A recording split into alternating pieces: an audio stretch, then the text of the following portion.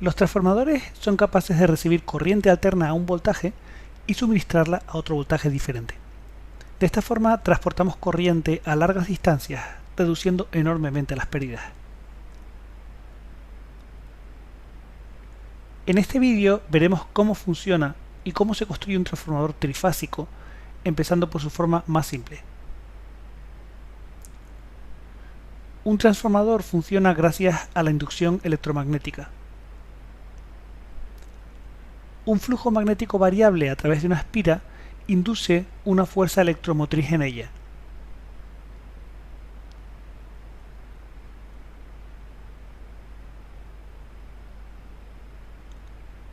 Una forma de disponer de un flujo magnético variable es pasar una corriente alterna a través de una bobina.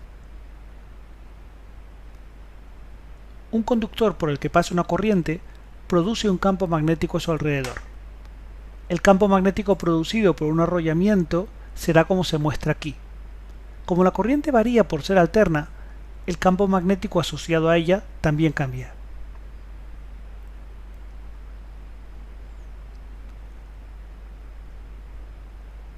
Este flujo magnético puede conectarse a un devanado secundario con la ayuda de un núcleo hecho de material ferromagnético.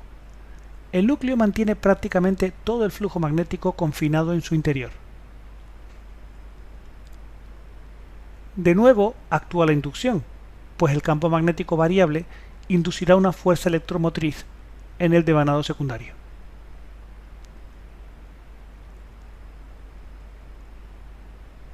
Cada vuelta puede considerarse una espira individual conectada en serie con la siguiente.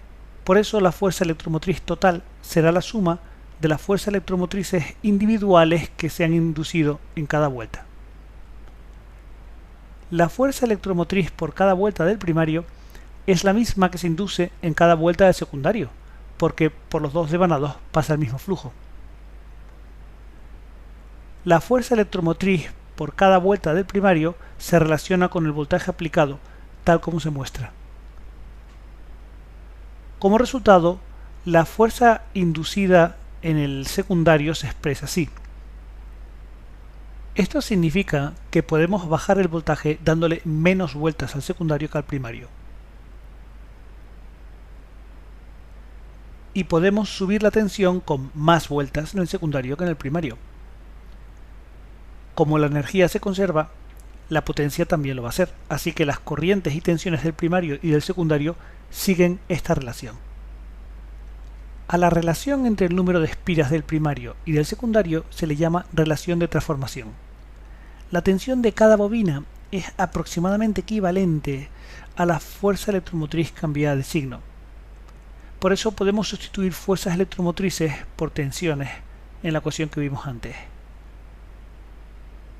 Recuerda además que como la potencia se conserva, es fácil obtener las intensidades de entrada y salida. Estas son las ecuaciones que vamos a manejar en los problemas.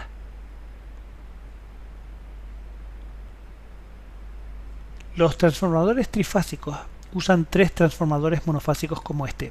Además, en cada fase la configuración primario-secundario cambia un poco. Aquí los devanados primario y secundario se solapan. Sea primario o secundario, el arrollamiento de mayor voltaje va por fuera. Para el vídeo y responde cómo sabemos que el devanado rojo es el de mayor voltaje.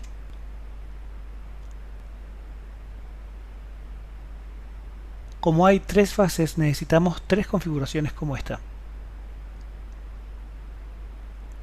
Los transformadores que manejan grandes potencias usan habitualmente un tipo de devanado conocido como arrollamiento en disco. Cada disco se conecta en serie con el siguiente. Se alternan conexiones por fuera y por dentro.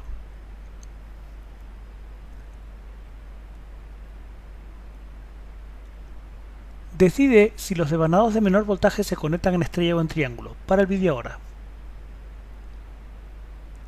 Están en triángulo. ¿Cómo están conectados los de mayor voltaje? Para el vídeo de nuevo.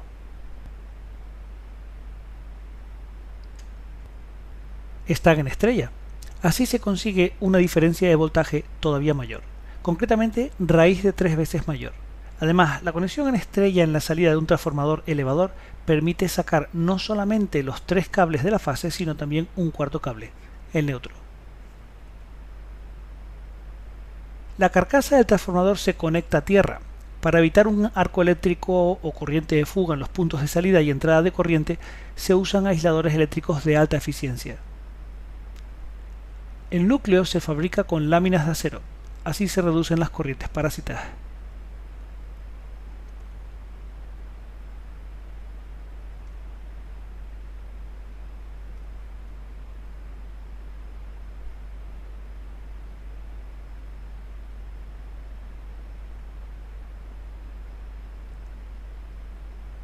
Como vimos, el bobinado de bajo voltaje se dispone normalmente por dentro. Como las máquinas rotativas, los transformadores tienen pérdidas del hierro, es decir, las debidas a los ciclos de histéresis y a las corrientes parásitas, y pérdidas del cobre por efecto Joule. Estas pérdidas producen calor. El transformador suele sumergirse en aceite refrigerante para disipar ese calor. El aceite disipa el calor por convección natural, ayudado por aletas de refrigeración.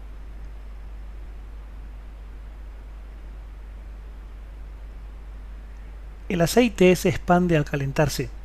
El contenedor reventaría si no fuera por un depósito de expansión que absorbe los cambios de volumen. Como en cualquier máquina eléctrica, en un transformador existen dos tipos fundamentales de pérdidas, en el cobre y en el hierro. Las pérdidas en el cobre son debidas al efecto Joule, es decir, al calor generado por la resistencia óhmica en los conductores del primario y del secundario. Pueden disminuirse aumentando la sección de los conductores. Las pérdidas en el hierro son debidas a la histéresis y corrientes parásitas o de foco en el interior del transformador, así como al flujo de dispersión. Recuerda que la histéresis es una acumulación de energía debida a que con cada ciclo de corriente alterna el material se magnetiza y desmagnetiza dos veces. La histéresis se reduce eligiendo un material adecuado, que es lo mismo que decir que sea magnéticamente blando. Las corrientes parásitas ocurren por algo diferente. El campo variable las induce en el núcleo. Las corrientes parásitas se reducen sobre todo laminando los núcleos y aislando eléctricamente unas láminas de otras, habitualmente dándoles una capa de barniz aislante.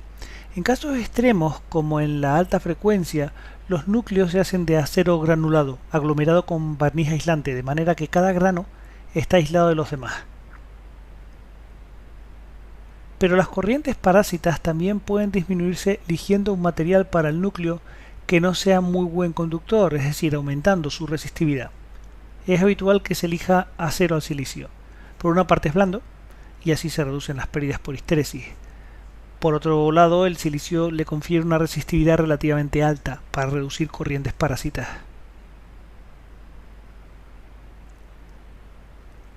Otra pérdida que tenemos que considerar es el flujo magnético de dispersión.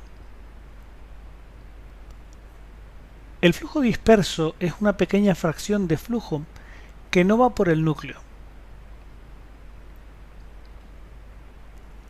Lógicamente representa pérdidas magnéticas. Se puede reducir con un diseño geométrico adecuado del núcleo. Eso se hace de muchas formas. Por ejemplo, montando los dos arrollamientos en la misma columna, o todavía mejor, solapándolos, es decir, montándolos concéntricamente como acabamos de ver. También puede redondearse las esquinas del núcleo. Otra posibilidad es construir pantallas magnéticas que eviten la dispersión. Los transformadores son máquinas estáticas, así que no tienen pérdidas mecánicas. Las otras máquinas eléctricas que estudiamos en este curso, las máquinas rotativas, sí que las tienen. Vamos a nombrarlas y así completamos nuestra visión de las pérdidas en máquinas eléctricas.